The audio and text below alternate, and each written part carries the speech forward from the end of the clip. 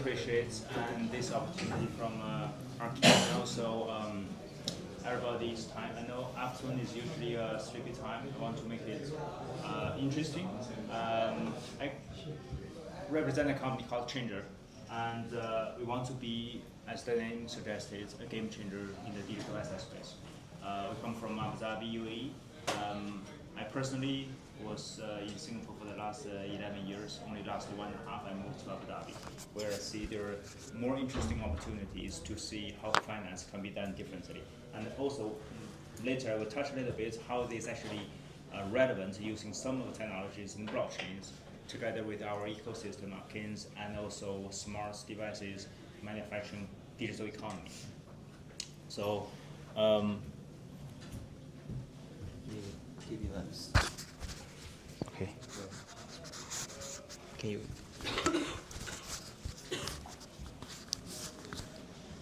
Okay. Is that okay? Okay. So essentially, we aim to be a crypto gateway. Your crypto gateway. Either you're an individual or a corporate or a large institution that you want to do global business. The idea is very just simple and secure. These two things usually don't come together because either too simple, very fast, but security is a compromise. We want to have a very secure because number one, we are regulated. Number two, we work with the big institutions and corporates. They care more about security instead of just a simple and so fast. They care a little bit about, I think, speed, but more importantly, security is important. Sorry. And so this is what I envisioned 5 years ago when I moved to crypto. I've been done a little bit longer, about 15 years in the traditional finance, investment banking for 8 years, and hedge funds buy side for about 7 years. And in 2020, I made a decision to move to crypto. But at that time, it was very different than what it is now. The simple motivation at that time was how I can buy a Bitcoin easily. But more importantly, how can I buy big amounts, let's say $10 million with security. I don't have a solution at the time. So that was something that I felt was really, I think, the gap at that time in terms of finance, infrastructure. Every ecosystem traditionally exists, but in the digital world, crypto world, it doesn't have. So that's what I was trying to do.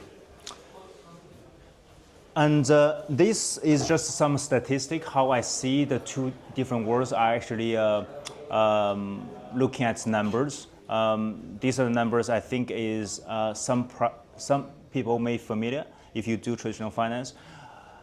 The three major pain points that we are currently using in the traditional banking, brokerage, or payment companies. Some payment companies are actually quite good as well. They're solving the issues. But it still exists broadly is a security issue, efficiency issue. That includes the cost and time. And the most important is the trust. How do you trust your financial counterparty? Do you trust your bank? When I ask these questions, most people say, well, yeah, why not? But let me ask you the next question. Do you know how much they charge you on your monthly fees in different products, account services, credit cards, loans? Do you charge how much in terms of the numbers is accurately calculated? So this is the thing is, I guess anyone checking their bank statements every month up to the digitals of 2 decimals? If not, make a simple quick test. You will find at least in 3 or 4 of your latest bank statements, you will find some missing decimals. So all these small numbers, if you calculate it by interest rate, they're small numbers. Where is that number going? It's accumulated probably $1 million, even on a regional small bank in Malaysia. And that money is bank's money. They won't give it to you because they only cut at 2 decimals. That's just one thing. Not to mention they sometimes, okay, you're late by 1 day, whatever, I charge these fees, or you're not even aware they charge these annual fees or refund fees, a lot of things. So this is the thing is, the trust becomes a critical issue, not to mention you can't trust the bank don't trust you. They say, why are you receiving $10 from this guy from UK? Who sent you this? What's this ID? And where it's from? And what's the purpose? for a $10 receipt of the money, you got questions, you feel like your friend is actually a criminal. This is something that's happening everywhere. It's not just like in certain countries, it's all the countries. So I used blockchain as a way to solve these pain points, more or less actually to complement, because traditional finance has been developed over thousands of years from essentially the first, I would say, form of money in the way of whether we use a shell or stones in the ancient Rome's or whatever, ancient human history. The technology has always been developed. Currently, we are in the blockchain, I would say, era, which is essentially offers, I think, a better way of looking at financial services can be done securely. So I want to mention security. As everybody probably hear a lot of hacks, scams in the crypto world, that's right. But if you look at really it's a technology hack or it's operational. This is two things where the news don't really go into details. When I say operational, it's someone inside the protocol, someone inside the organization made some bad things. So that's actually what I mean by operational. And it's, in terms of risk control, it's all human nature.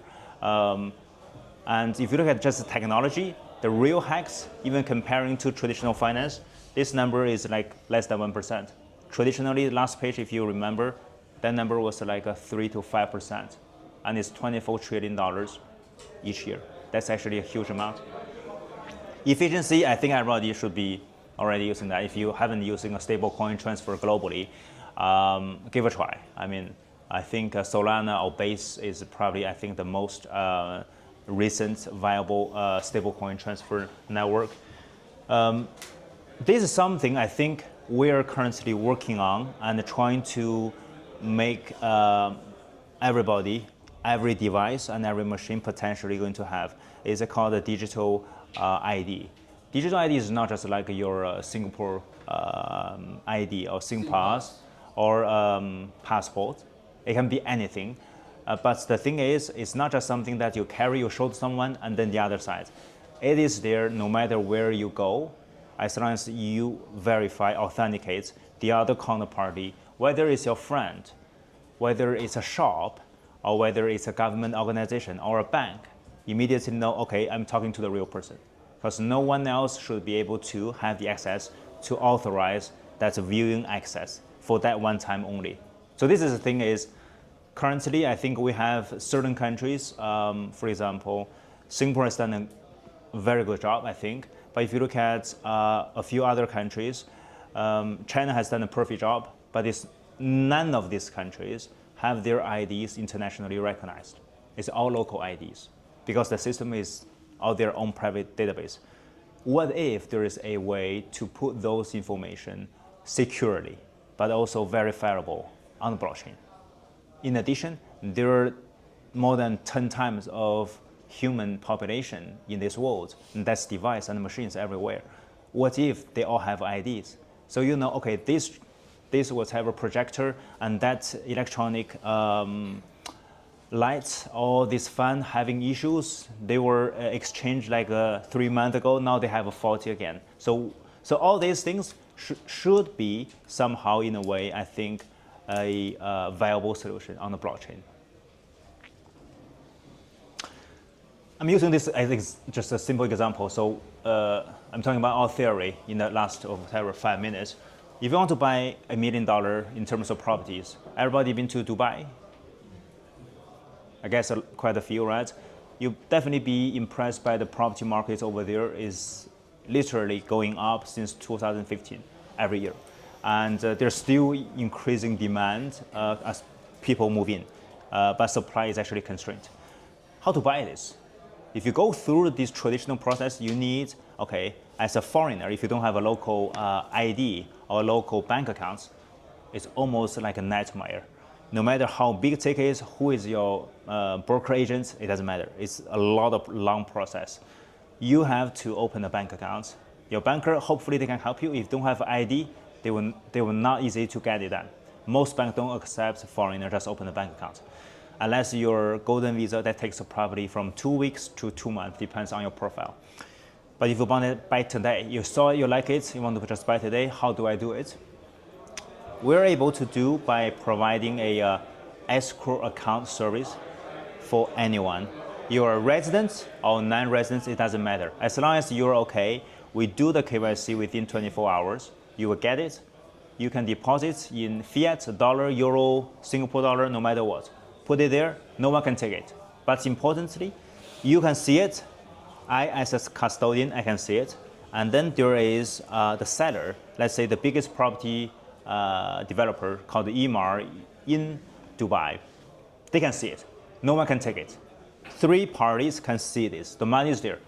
I'm willing to enter this purchase agreement. Then we go through the process. You register your name under the Dubai Land Department as a new owner of this property. When everything is complete, we see the completion. You upload the completion, the seller uploads, verify.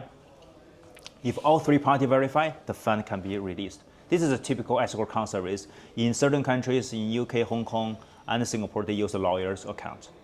But in Dubai, because it's not common law, not everything is common law, so that's why that system doesn't work.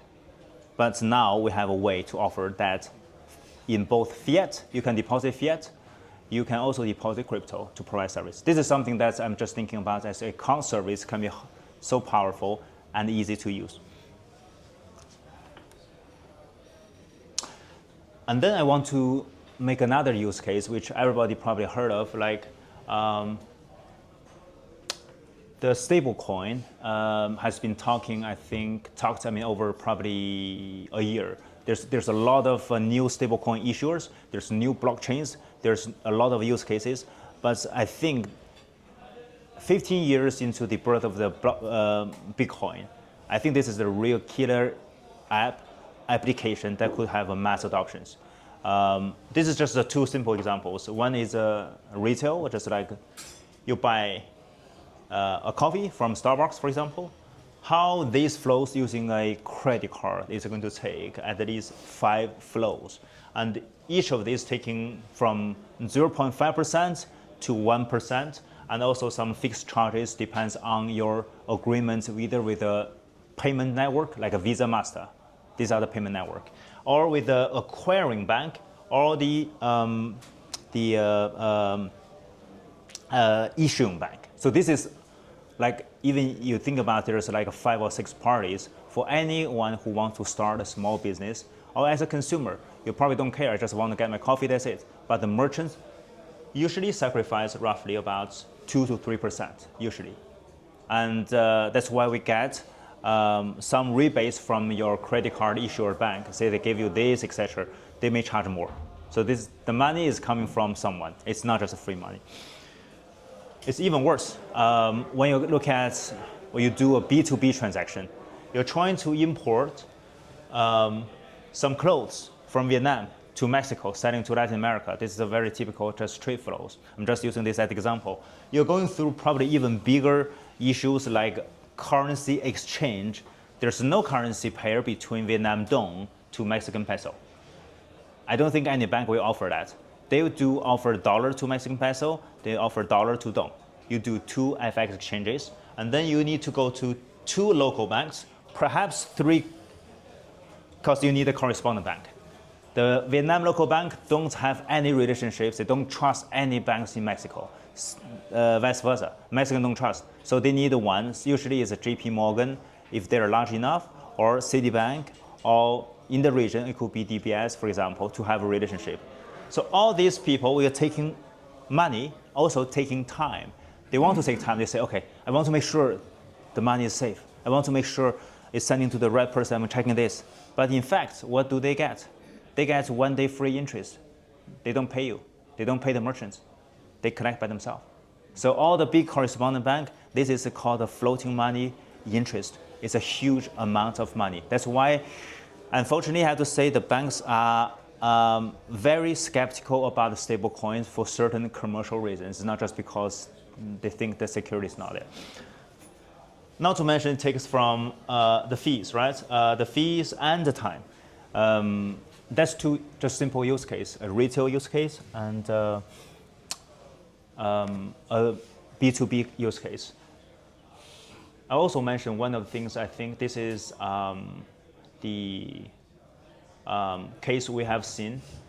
Exactly the cost of sending money on global average, roughly $50, slightly lower. Now it's below to $1 US to sending. Regardless, you are sending $100, you pay 50, or you're sending $1 billion, you pay 50. $1 billion definitely you pay more than that. To now 1 cent. This has moved. This is not just like I'm talking about. So this is international using SWIFT. You're probably at least paying this. I'm paying at least $200 to send money to US banks for normal bank transfers. In 2021, that's the thing when Ethereum has not scaled up yet. That's why you probably pay 5 to 10, depends on the network congestions, on USDCs on the Ethereum networks, 10 minutes. $1 now, I think that's probably where this Ethereum has actually getting a little bit more popular these days. But if you use Base, this can cost you a cent, literally a cent. Of course, if you use your platform, Coinbase, etc., it's probably free, by the way. So this is the cost, essentially, that is there. But who is using it?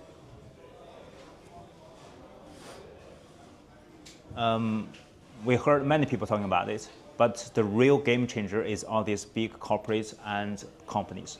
And when Walmart, I want to use this case to give you, it's not just because they think this is innovative. No, all these big guys, they got thousands of shareholders, and their main family, the Walmart family, they don't want to just like invest in something which don't make sense. They've been in this traditional retail business for more than 5 or 6 decades, right? Look at their financial data. This is how much money they have collected. This is revenue, $650 billion. They make roughly $15 billion. That's roughly 2.5% net margin. So it's actually a very low margin business, but it's a big scale, right? They serve probably, I think, close to 40% of all US consumers.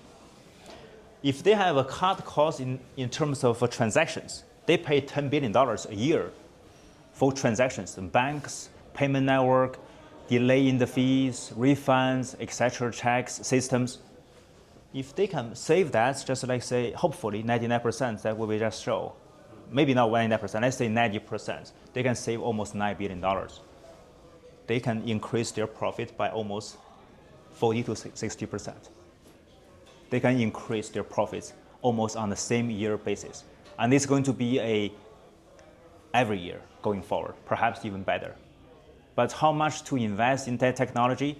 Are they going to cost 10 billion to invest for the first year, maybe taking 2 years? No. If you look at all the stablecoin issuers, technology companies, bridging companies, no one is having that a wallet big enough to invest $10 billion. $1 billion is probably the best they can do, right? And Walmart can easily put 10 billion because they see their own benefits. That's why JD.com and all these big companies are coming to the stage to play. And that's actually going to be the game changer, which I feel.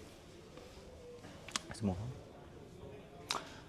And I'm not just talking about, this is just a hypothetical case. If you look at the numbers, PayPal, this is last 12 months as of Q2 this year, so as of June end this year, PayPal transacted $1.7 trillion.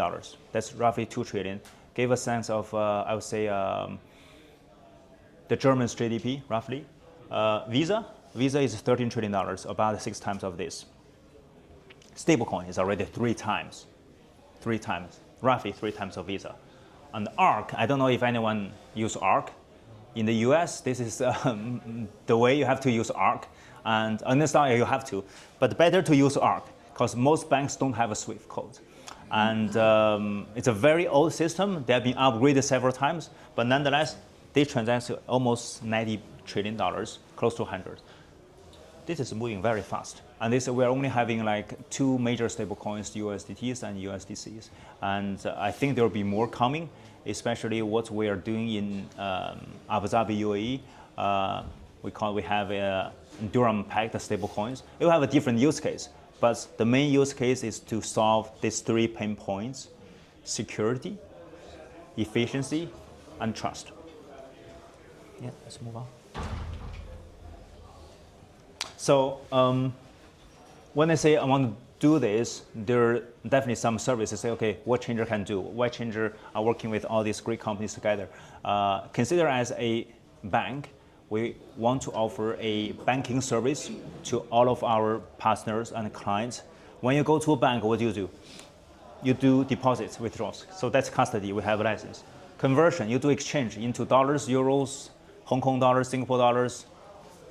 You send money, you make payments to your friends, to your companies, or receive from your clients, etc. That's a payment. And then there are also two more things usually you do with a bank. Borrow lending, which if you do global trade finance, definitely that's one of the biggest. And also investments, when you have extra money at the bank. At the Changer, the first three we are able to do, and we are doing now. The next two, we are working with our partners, banking partners, as well as lending partner, investment partner within our holding group to offer such service. That's why it's not just like we have to go to another bank, we have to go to another investment house, etc. It's all within the same group as we operate. So in terms of the smoothness and also the trust is actually huge. So that's how we think the financial system could be developed in a way as open as possible, that's beneficial to all the customers like you as an individual or as a corporate. I mean, this is just for reference. Like there's different countries have different jurisdictions in terms of their stable coin. Currently, I feel comparing to Singapore and the US, which are currently leading, by the way, Hong Kong, Japan, and the European Union, I can only say they are very framework ready in terms of actual use, not so much. European Union, we are starting to do something real after signing some MOUs about 2 days ago. So that's, I didn't list the UAE, because UAE usually not viewed as one of the financial jurisdictions by most people. Until the last 2 years, it's been moving into a very hot area because it's been to the white list by FATCA. And this is important because suddenly all the global banks start to trust your UAE banks. You can transfer in, transfer out. Probably two years ago, they will say, was this money coming from Dubai? They will question a lot. They will return the fund, which happens to Hong Kong banks, to Singapore banks, to definitely European and the UK banks. Now, this is not an issue. If the bank is okay, then adding a second layer empowered by blockchain technology and a crypto open finance system, I think it will be much more interesting. And that's why having an ecosystem, I didn't mention the stablecoin we have within our system, which is already launched. So there are several use cases. Let's say if you buy air ticket through our Air Arabia Airlines, you can pay through stablecoin, AED based. If you pay government tax or fees, parking fees, you can use that. If you travel to Dubai or Abu Dhabi duty free, if you don't want to exchange into cash, you can get that. And there will be more, like later on the real estate, on the global trade finance, etc. So this is the partnership we have built, mostly financial institutions, by the way. But just in case, if you want to do anything into UAE, come to us, because we all work together. Arkins and Robo.ai, we work very closely in terms of offering the next generation service. I think Benjamin has actually already introduced you to. But these are our financial counterparties. It's just some of those, all licensed and all have, I would say, banking grades in terms of security as well as balance sheet. Yes. That's all good. Thank you, everyone.